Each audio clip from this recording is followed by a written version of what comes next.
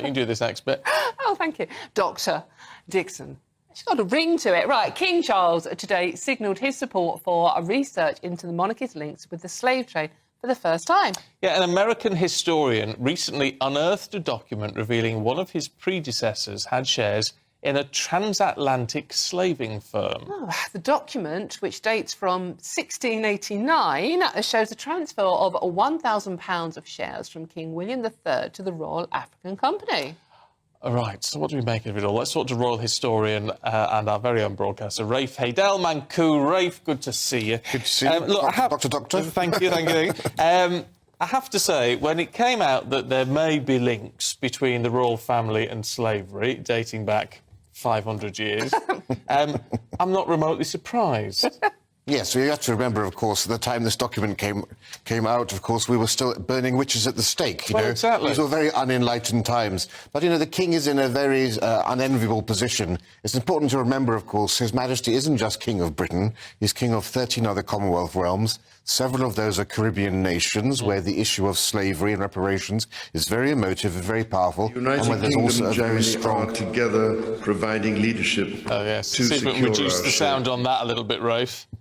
And there's also a very strong Republican lobby in those countries. And also, more broadly, the King is head of the Commonwealth, where the majority of member states are African and Caribbean countries. So it's a question of delicate diplomacy in order to be seen to be aware of the issues of slavery and recognise the historical past. But, of course, His Majesty has never apologised about it, and that's very important. He and the Prince of Wales have expressed their deep sorrow over the issue of slavery, but they've stopped short of apologising because apologising never achieves anything. It simply emboldens those who want to actually undermine the monarchy and undermine Britain. And, of course, nobody alive today has any responsibility for slavery. The royal family of today is not culpable for the sins of the past, and there's no reason at all why they need to go down that path. But what this does, actually, though, it fuels this myth that somehow the monarchy's wealth is based upon slavery, that Britain's wealth is based upon slavery, the Empire and the Industrial Revolution were based on slavery, which is absolute nonsense, actually. I mean, this document refers to 1,000 shares in 1689.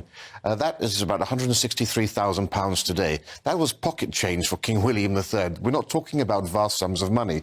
But if you read The Guardian, for example, yesterday, you would think that Kensington Palace, which was built at the same time, was built with the proceeds of slavery. That wouldn't even paint for the paint for one room at Kensington Palace. There's no connection between the two. If we're honest, Rafe, I mean, literally everybody of a certain class was connected to slavery then. I mean, it's such a long time ago now, and we seem to be navel-gazing about the past when there's so much more we should be concentrating on in the future. And while I get going into the archives and releasing historical documents, do you think by even doing that, King Charles is actually lending more weight to the Republican cause to abolish the monarchy completely? Well, that's my point, actually, yes. If you do start to apologise, then, of course, you open the door for reparations and you fuel the race lobby, the Republicans, all of those people who make their fame and fortune by trying to undermine Britain, the monarchy, and actually the West more broadly. And I'd have more time for those people who campaign on this issue if they were equally vocal about the fact that there are 10 million people living in slavery today in modern Africa. 7 in every 1,000 people are there, and yet I don't see any protests outside the High Commission of Nigeria, outside the embassies of Chad or Cameroon or Sudan, and I would have thought that the lives of people today, saving them, is much more important than revisiting past travesties from 200 years ago. But the king is between a rock and a hard place, isn't he? Although there are concerns, you don't want this to necessarily open the door on reparations and things like that.